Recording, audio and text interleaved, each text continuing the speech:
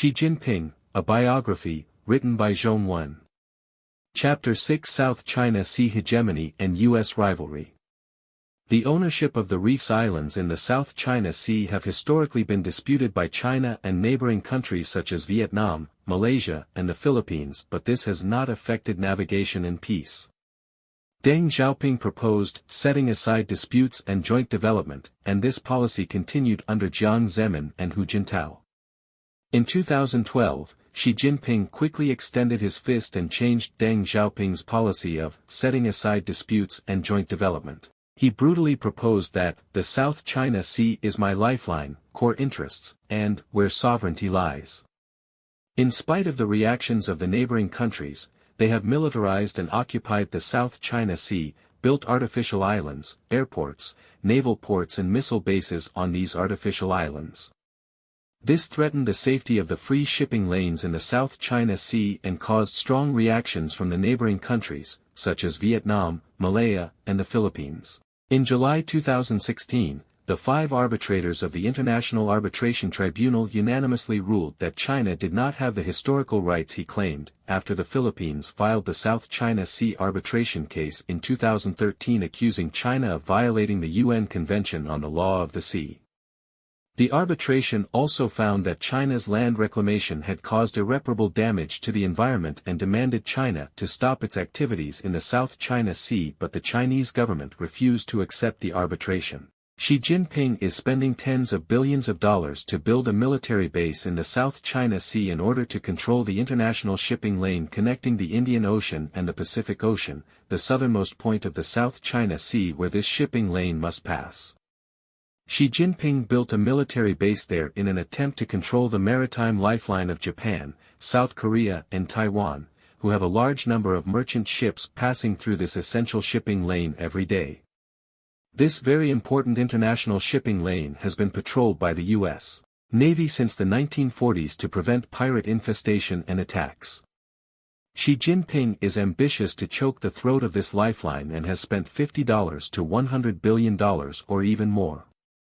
In the light of Xi's frenzied military expansion in the South China Sea, which has begun to threaten the safety of international shipping lanes, the United States has announced its Asia-Pacific strategy in 2015 opposing the CCP's militarized actions in the South China Sea, and the U.S. Navy has stepped up its cruises near the Freedom Passage, not recognizing the CCP's claimed rights in the sea. But Xi Jinping insists on his military actions in the South China Sea to unilaterally push the U.S. out of the South China Sea. He has called out publicly that the Pacific Ocean is big enough to accommodate both China and the U.S. He wants to bifurcate the Pacific Ocean, with the East Pacific dominated by the CCP and the U.S. squeezed out to the West Pacific.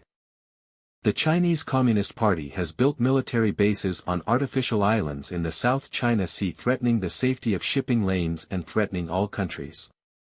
There are constant rumors that the U.S. is going to open up and destroy those military facilities of the Chinese Communist Party.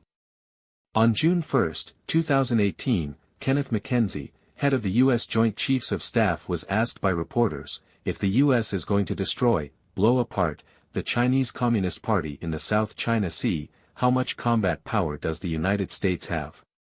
He answered, I can only tell you that the U.S. military is experienced in capturing small islands in the Pacific.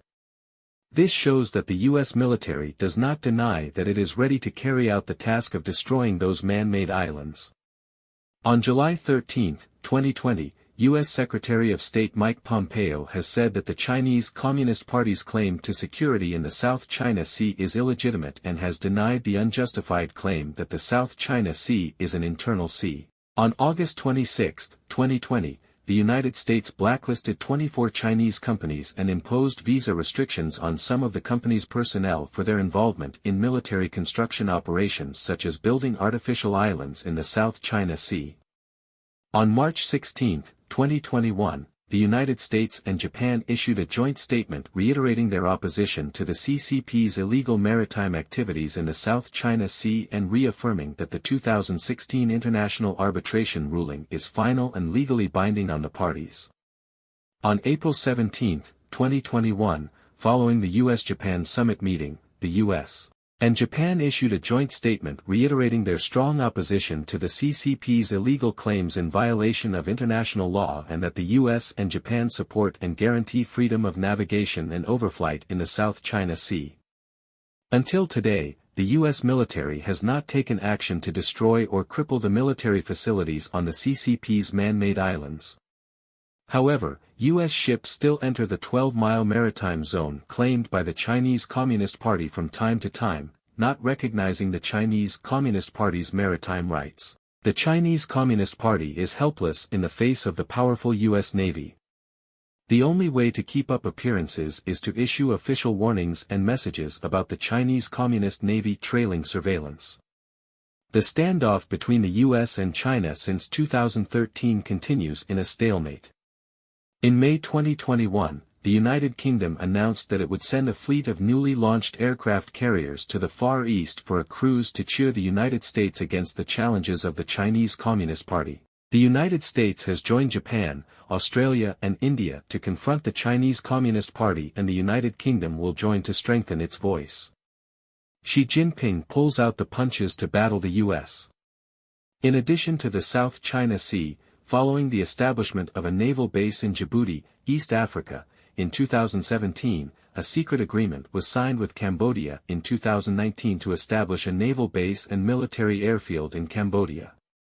Combined with military installations in the South China Sea, it forms a triangular peripheral position that encircles the entire Southeast Asia. According to the agreement between the Chinese Communist Party and Cambodia, the Chinese side will build 2 new docks at the naval base in Yunyang and dig a deeper harbor to facilitate the docking of large Chinese naval vessels. The Chinese side will be allowed to use the base for 30 years, after which the contract will be automatically renewed every 10 years, and the Chinese side can station military personnel, store weapons and berth warships. In addition to the Cambodian naval base in Yunyang, China has been granted a 99-year lease to build a large military airfield at Chisinghai, 60 kilometers away from Yunyang. 2 miles of runways allow long-range bombers and giant transport planes to land and take off, and there are several curves for fighter planes to land and take off quickly. From there, direct attacks can be made on targets in Thailand, Vietnam, Singapore, etc.